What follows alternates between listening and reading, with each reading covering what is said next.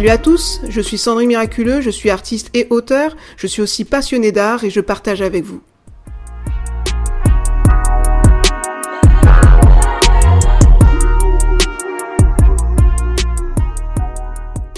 Rembrandt.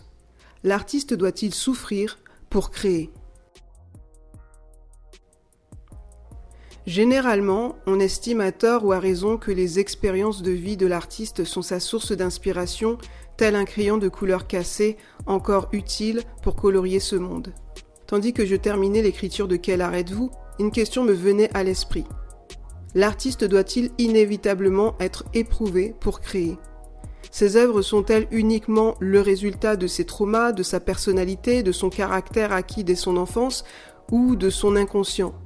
Pour illustrer mon questionnement, j'ai choisi Rembrandt, un artiste complexe difficile à cerner. Malgré la réalisation de ses 400 peintures, de ses 300 eaux-fortes et de ses 300 dessins. Comme une sculpture que l'on contourne pour en connaître tous les aspects, je vous invite à faire un petit tour d'horizon sur la vie du maître du clair-obscur dont les œuvres inspirèrent le Caravage. Rembrandt, une personnalité complexe ? Pour mieux comprendre ce peintre, il faut connaître les 4 grands axes de sa vie. Sa foi en Christ, sa longue période d'égarement, son retour vers Dieu et la découverte tardive de ses origines juives. Rembrandt est né en 1606 à Leyde. Il est l'un des plus grands peintres de l'histoire de la peinture, notamment de la peinture baroque, et l'un des plus importants peintres de l'école hollandaise du XVIIe siècle. Il a vécu pendant le siècle d'or néerlandais, où la culture, la science, le commerce et l'influence politique des Pays-Bas ont atteint leur sommet. Ce maître du clair-obscur n'est pas un peintre superficiel. Il ne cherche pas à représenter l'esthétique, mais la vérité.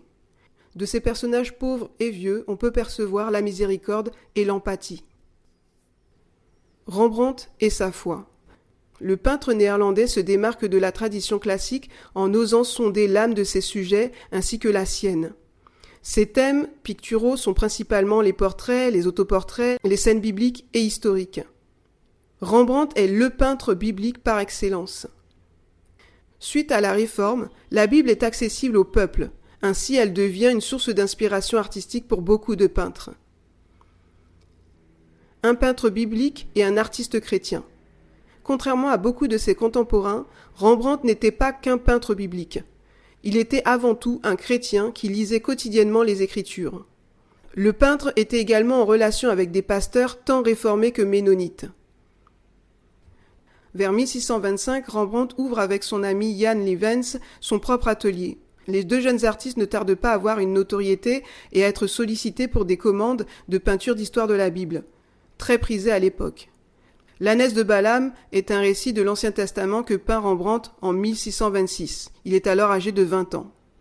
Très tôt, Rembrandt illustra des scènes bibliques dans lesquelles il se représentait parmi les personnages en tant que spectateur ou participant. Rembrandt, un illustrateur de la Bible. On voit aussi que Rembrandt se familiarise avec la présence de Dieu car ses tableaux sont de plus en plus profonds. Généralement, il place ses personnages bibliques dans la pénombre et emmène notre regard progressivement vers la lumière qui éclaire le sujet principal. Il nous conduit au cœur même de l'Évangile. Dans le tableau de 1631 titré « La prophétesse Anne lisant la Bible » ou « Portrait d'une vieille femme lisant la Bible », la vieille femme représentée est la mère de Rembrandt. D'ailleurs, il l'a souvent mise en scène sur ses toiles en train de prier ou de méditer la Bible. Dans cette œuvre, il rend hommage à l'ouvrage sacré qui éclaire la pièce. Lire les Écritures est le sujet central de la toile.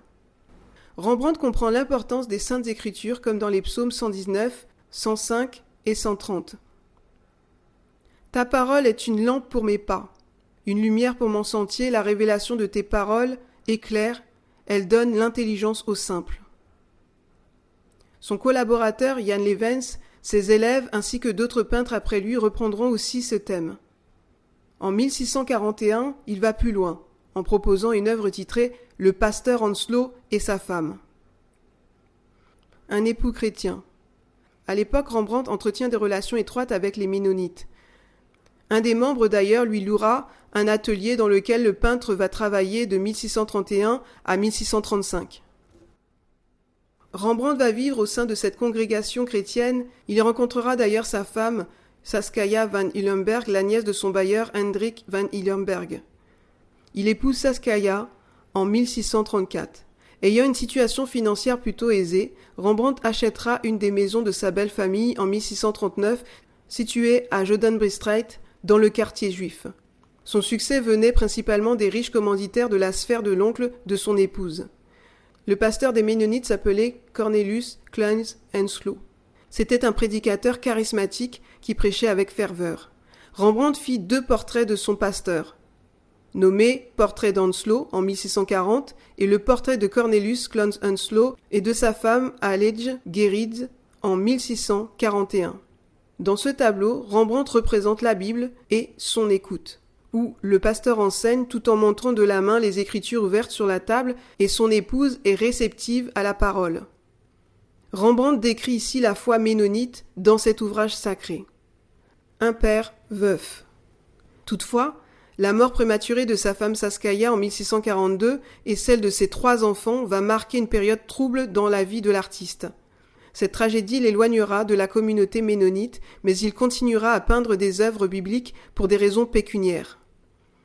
Bien que Rembrandt ait grandi dans une famille chrétienne calviniste, il est possible qu'il n'ait pas été réellement converti au christianisme, à cette époque en tout cas, et que par la suite il se soit simplement conformé à la religion de sa femme, comme son père avant lui. Le côté obscur de Rembrandt. Suite au décès de son épouse, sa foi vacille. Il retourne à une vie païenne et s'engage dans une relation illégitime avec une veuve qui deviendra la nourrice de son fils Titus. Ils vécurent 6 ans en concubinage et ce au mépris des sommations de l'église ménonite. Ces sommations font référence au passage de la Bible en Hébreux 13, 4 et en 1 Corinthiens 7, 8 à 9. Rembrandt enverra par la suite dans un asile la concubine encombrante qui scandait devant la justice qui lui avait fait une promesse de mariage. En 1645, il s'enfoncera dans le péché en remplaçant cette dernière par une concubine plus jeune, Hendrike Stoffel, avec qui il aura une fille. Ils partagèrent d'ailleurs 18 ans de vie commune. On suppose aujourd'hui que ces iniquités conjugales se justifient par le fait qu'en se mariant, il aurait perdu son héritage qui lui venait de son épouse Saskia. Rembrandt, en révolte contre l'Église ? De ce fait, Rembrandt avait abandonné l'Église délibérément, car il ne s'était pas présenté aux convocations de celle-ci. Il aurait méprisé l'autorité spirituelle en refusant de s'expliquer sur sa vie amoureuse. On peut se référer au chapitre de Matthieu 18-15, Jacques 5, 19, Galates 6, 1, Jude 1, 22, 23. Rembrandt est retourné dans le monde, dira-t-on dans le jargon chrétien, sans vouloir porter de jugement sur les actes du peintre. On fait référence ici à 2 Pierre, chapitre 2, versets 20 à 22, et Romains, chapitre 14, verset 4. Hendrik succombera de la peste en 1663 et son fils Titus en 1668. Rembrandt aura vu ainsi ses 2 femmes et ses 4 enfants mourir avant lui. Suite à ce long moment d'égarement, l'artiste désargenté reviendra à Christ à la fin de sa vie. De l'ombre à la lumière. En effet, le retour du fils prodigue est la dernière œuvre de Rembrandt peinte entre 1666 et 1669, l'année de sa mort. Dans cette parabole tirée de la Bible, le fils prodigue revient chez son père après avoir dépensé tout son argent dans une vie de débauche. On peut le voir en Luc 15, et le père pardonnera à son fils. Rembrandt, devenu vieux, traite ici sur le thème du pardon. Il faut bien avoir à l'esprit que c'était un artiste qui peignait la vérité et pas l'illusion. Dans les bons comme dans les mauvais moments, il se représentait tel qu'il était, authentique. Il ne cachait pas les choses moches de sa vie. Il n'était pas hypocrite. Il ne vivait pas dans le déni. À l'instar de la Bible où rien n'est caché. Les exploits et les faiblesses de ces hommes sont exploités à la lumière. Nul n'est parfait, à part Jésus, nous avons tous péché. On peut le voir en Jean, chapitre 8, verset 7. Être chrétien, ce n'est pas être parfait. C'est d'abord être intègre. Van Gogh dira de Rembrandt que pour peindre comme ça, il faut être mort plusieurs fois. La repentance du peintre. Rembrandt était un homme usé par le chagrin, qui peignait ce dernier tableau comme une main tendue en demandant miséricorde au Créateur. « Seigneur, pardonne-moi, j'ai péché contre toi. S'il te plaît, reprends-moi. Au seuil de la mort, Rembrandt partage avec nous une autre image de Dieu, celle de la compassion, l'étreinte du Père à son Fils. C'est un acte symbolique du salut. Ils ne font qu'un. Le pardon et l'amour du Père ôtent le péché et le poids de la culpabilité. C'est ici le symbole du Christ. Retrouvailles et découvertes. Après la mort de Rembrandt en 1669, le notaire fit l'inventaire de ses biens et nota que le seul livre qui fut trouvé dans la maison de l'artiste était sa Bible. Hormis ses œuvres et sa Bible, Rembrandt avait cependant laissé un manuscrit à Stella, une de ses compagnes. Celle-ci l'aurait ensuite donné à un groupe de la Kabbale. Ses mémoires ont été découverts et traduits en 1948 par un poète catholique ami d'Israël du nom de Raoul Mourgue. À travers cet ouvrage, on apprend qu'à l'âge de 17 ans, le peintre hollandais découvre les origines juives de son père. Cette information répond à toutes les interrogations concernant les relations du peintre avec la communauté juive d'Amsterdam, ainsi que ses séries d'œuvres judaïques, notamment la Torah, les portraits de juifs et de rabbins. Un portrait révélateur de Rembrandt. C'est en s'amusant à faire le portrait de son père que le jeune Rembrandt reconnut les traits de sa descendance d'Abraham. Son père s'appelait Hermann Gerritzoon. Il était meunier du Rhin, fils de Gerrit, fils de Réolof. Il s'était marié à la mère de Rembrandt à l'église réformée de Calvin. Ainsi, son père d'origine juive s'était uni à une femme protestante. Toutefois, le petit Rembrandt n'avait jamais été élevé dans la tradition judaïque. L'artiste précisera lui-même qu'il n'avait pas été circoncis selon cette coutume. Il était simplement un calviniste à part entière. Ainsi, sans la peinture, il n'aurait jamais découvert ses origines. Un portrait authentique du Christ. Cette découverte l'attirera vers ce peuple méprisé et rejeté. Il se sentira proche d'eux, et d'ailleurs cette communauté figurera régulièrement dans ses œuvres, particulièrement dans sa représentation si singulière du Christ. En effet, Rembrandt rencontre des difficultés financières au cours de l'année 1656.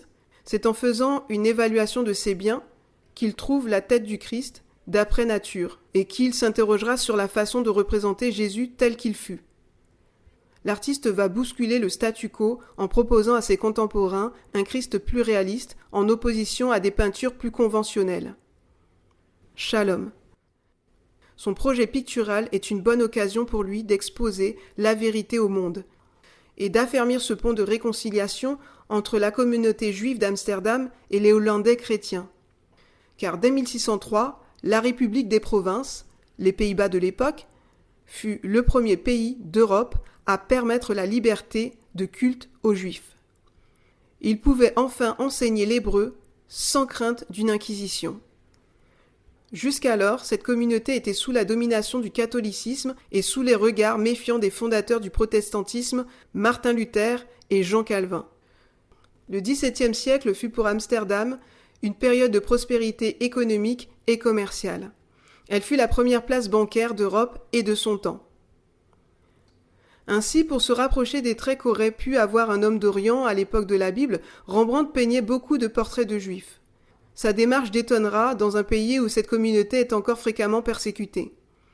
Rembrandt prendra un modèle d'origine israélite. Le peintre juif messianique et son figurant juif judaïque feront preuve de courage et d'audace, car le thème du Christ est le symbole d'une approche judéo-chrétienne.